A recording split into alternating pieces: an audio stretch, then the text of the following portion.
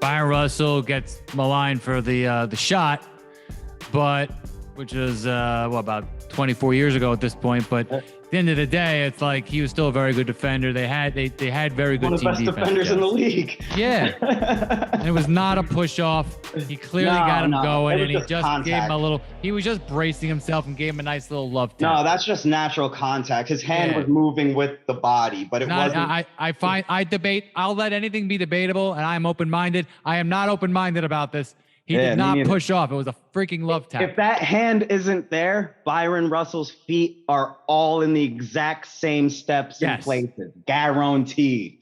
Yeah. So, all right. Draymond, you wouldn't win by a dub. You'd lose by a couple because MJ would make it happen at the end of games. Plus, I'm also convinced, why did they not double team MJ at the end of some of these games? I know he passed the Kerr that one time to win the 97 finals. But in game 1 of the 97 finals and game 6 of the 98 finals, why are you not double teaming Jordan? I think, where was he standing though? He was at left center. My spot. If he's left not center. Close enough in. Because if you think about it, even in the last play where Bryon Russell's there. Byron, don't disrespect him. He's been disrespected enough. Yeah, no, that's his thing too. That's why I don't mean to do that. But the weird thing about it is, because they had Bryon Russell, and it was also... Did it again. Byron. No. It's Bryon. It is? Yeah.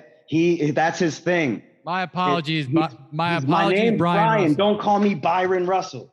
My apologies, Bryon. He just spells it B-R-Y. So everybody says it the other way because he's black. I stand corrected. But back in those days, you have to remember one thing relative to the times. Jordan got doubled coming up. And I don't know when this saying started happening, if it was in the middle of the first three-peat or right after the first three-peat, but it was, no, to beat the Bulls, let Jordan get 30. Make sure nobody else gets 20. So you would run him off the ball. You wouldn't take the ball from him, because then if you watch a lot of Jordan games, you'll notice he doesn't take a lot of shots in the first quarter unless he makes them all. Okay. I 100% agree with what you just said. But if me and you are coaching and we're up by 1 or we're tied, and Michael Jordan comes down and there's 10 seconds left on the clock and there's 5 seconds left on the shot clock, we would instruct our team in the huddle or the time before that or whatever, hey, when there's about 5-6 seconds left on that shot clock, run a guy at him. Double team him right at that last moment. Because they did that once and he passed it to Kerr and Kerr hit the shot. Because Jordan Paxson saw it hit coming. The shot too, though. What? Paxson hit the shot too, though. Paxson hit it. Paxson, that was my next point. That was when they double teamed him up on top and he passed it to someone. I think he either passed it to Pippen to Grant or he passed it directly to Grant, and then Grant passed it to Paxson, right? No, but you do realize he told Paxson that was going to happen in the huddle. Just like he told Kerr it was going to happen. And that's why the double team didn't come. But I'm just saying you got to do it at the very, very end. I agree with you. But I know what you mean. The very in end. high school basketball, college basketball, all that stuff, I'm with you.